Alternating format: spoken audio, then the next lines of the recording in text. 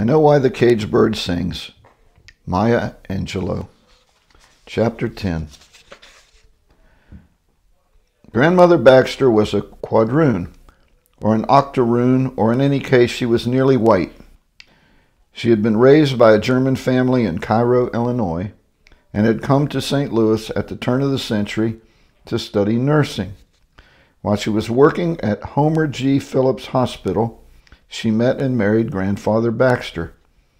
She was white, having no features that could even loosely be called negroid. And he was black. While she spoke with a throaty German accent until her death, he had the choppy, spouting speech of the West Indians. Their marriage was a happy one. Grandfather had a famous saying that caused great pride in his family. "Bah, Jesus, I live for my wife, my children, and my dog." He took extreme care to prove that statement true by taking the word of his family even in the face of contradictory evidence. The Negro section of St. Louis in the mid-30s had all the finesse of a gold rush town. Prohibition, gambling, and their related vocations were so obviously practiced that it was hard for me to believe that they were against the law. Bailey and I, as newcomers, were quickly told by our schoolmates who the men on the street corners were as we passed. I was sure that they had taken their names from Wild West books. Hard-hitting Jimmy, Two-Gun, Sweet Man, Poker Pete, and to prove me right, they hung around in front of saloons like unhorsed cowboys. The teachers were more formal than those we knew in Stamps, and although they didn't whip their students with switches, they gave them licks in the palm of their hands with rulers. In Stamps, teachers were much friendlier, but that was because they were imported from the Arkansas Negro colleges, and since we had no hotels or rooming houses in town, they had to live with private families. If a lady teacher took company, or didn't receive any mail, or cried alone in a room at night, by the week's end even the children discussed her morality, her loneliness, and her other failings generally. It would have been near impossible to maintain formality under a small town's invasions of privacy. St. Louis teachers, on the other hand, tended to act very sedity and talk down to their students from the lofty heights of education and white folks' enunciation. They, women as well as men, all sounded like my father with their ers and their ers. And I don't know if I'm saying that right. They walked with their knees together and talked through tight lips as if they were afraid to let the sound out, as they were to inhale the dirty air that the listener might give off. We walked to school around walls of bricks and breathed the coal dust for one discouraging winter. We learned to say yes and no rather than yes ma'am and no ma'am. Occasionally Mother, whom we seldom saw in the house, had us meet her at Louis'. It was a long, dark tavern at the end of the bridge near our school and was owned by two Syrian brothers. We used to come in the back door, and the sawdust, stale beer, steam, and boiling meat made me feel as if I'd been eating mothballs. Mother had cut my hair in a bob like hers and straightened it, so my head felt skinned and the back of my neck so bare I was ashamed to have anyone walk up behind me. Naturally, this kept me turning quickly as I expected something to happen. At Louis', we were greeted by Mother's friends as Bibby's darling babies and were given soft drinks and boiled shrimp. While we sat on the stiff wooden booths, Mother would dance alone in front of us to music from the Seaberg. I loved her most at these times. She was like a pretty kite that floated just above my head. If I liked, I could pull it in by saying I had to go to the toilet or by starting a fight with Bailey. I never did either, but the power made me tender to her. The Syrian brothers vied for her attention as she sang the heavy blues that Bailey and I almost understood. They watched her even when directing their conversations to other customers, and I knew they too were hypnotized by this beautiful lady who talked with her whole body and snapped her fingers louder than anyone in the whole world. We learned the time step at Louis. It is from this basic step that most American black dances are born. It's a series of taps, jumps, and rests, and demands careful listening, feeling, and coordination.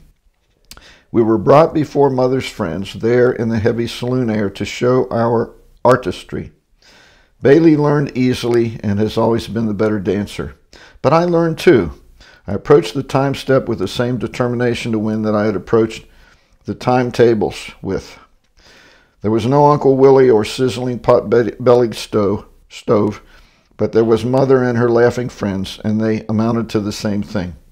We were applauded and given some soft drinks and more shrimp, but it was to be years later that I found the joy and freedom of dancing well. Mother's brothers, Uncle Tootie, Tom, and Ira, were well-known young men about St. Louis.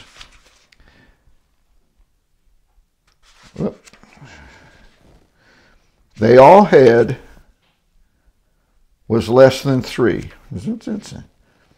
They all had city jobs, which I now understand to have been no mean feat for Negro men. Their jobs and their families set them apart, but they were best known for their unrelenting meanness.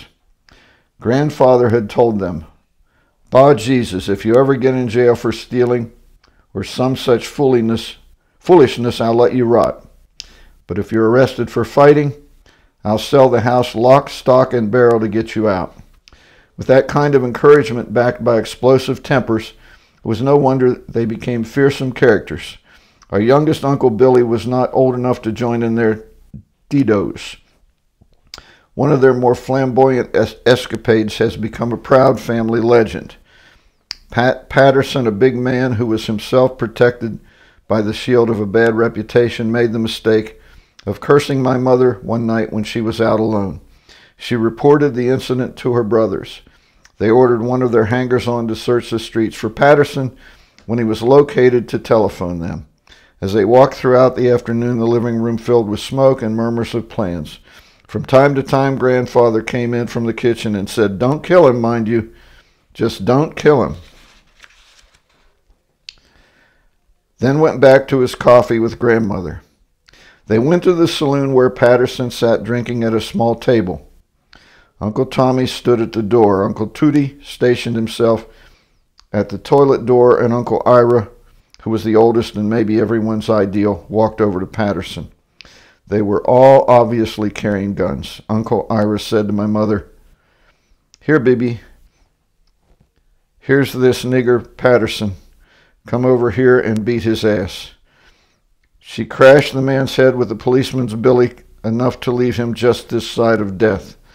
There was no police investigation nor social reprobation. After all, didn't Grandfather champion their wild tempers? And wasn't Grandmother a near white woman with police pull? I admit that I was thrilled by their meanness. They beat up whites and blacks with the same abandon, and liked each other so much that they never needed to learn the art of making outward friends. My mother was the only warm, outgoing personality among her siblings. Grandfather became bedridden during our stay there, and his children spent their free time telling him jokes, gossiping with him, and showing their love. Uncle Tommy, who was gruff and chewed his words like Grandfather, was my favorite. He strung ordinary sentences together, and they came out sounding either like the most profane curses or like comical poetry. A natural comedian, he never waited for the laugh that he knew must follow his droll statements. He was never cruel. He was mean. When we played handball on the side of our house, Uncle Tommy would turn the corner.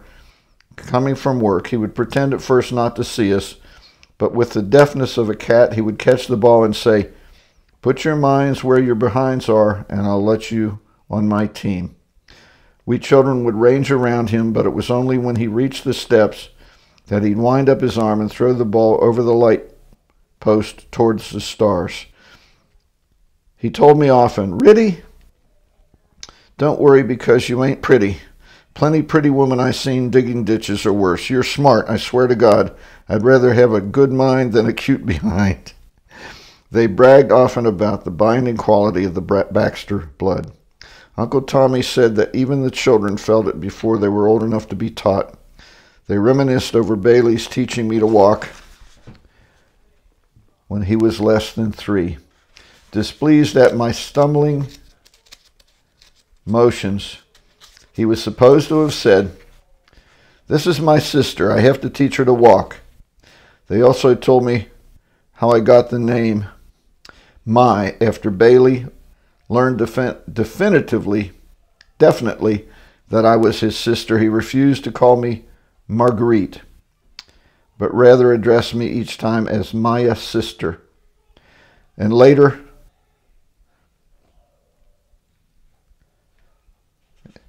as later, more articulate years after the need for brevity had shortened the appellation to Mai, it was elaborated into Maya. We lived in a big house on Carolyn Street with our grandparents for half the year before Mother moved us in with her. Moving from the house where the family was centered meant absolutely nothing to me. It was simply a small pattern in the grand design of our lives. If other children didn't move so much, it just went to show that our lives were fated to be different from everyone else in the world. The new house was no stranger than the other, except that we were with Mother. Bailey persisted in calling her Mother dear until the circumstances of proximity softened the phrase formality to Ma dear, and finally to Medea. I would never put my finger on her realness. I could never put my finger on her realness. She was so pretty and so quick that even when she had just wakened, her eyes full of sleep and her hair tousled, I thought she looked like the Virgin Mary. But what mother and daughter understand each other, or even have the sympathy for each other's lack of understanding? Mother had prepared a place for us, and we went to it gratefully. We each had a room with 2-sheeted bed, plenty to eat, and store-bought clothes to wear. And after all, she didn't have to do it. If we got on her nerves or were disobedient, she could always send us back to Stamps. The weight of the appreciation and the threat, which was never spoken, of a return to Mama, were burdens that clogged my childish wits into impassivity. I was called old lady and chided for moving and talking like winter's molasses. Mother's boyfriend, Mr. Freeman, lived with us or we lived with him. I never quite knew which. He was a southerner too, and big, but a little flabby. His breasts used to embarrass me when he walked around in his undershirt. They lay on his chest like flat titties. Even if Mother hadn't been such a pretty woman, light-skinned with straight hair, he was lucky to get her, and he knew it. She was educated from a well-known family, and after all, wasn't she born in St. Louis? Then she was gay. She laughed all the time and made jokes. He was grateful. I think he must have been many years older than she, but if not, he had the sluggish inferiority of old men married to younger women. He watched her every move, and when she left the room, his eyes followed her reluctantly to go.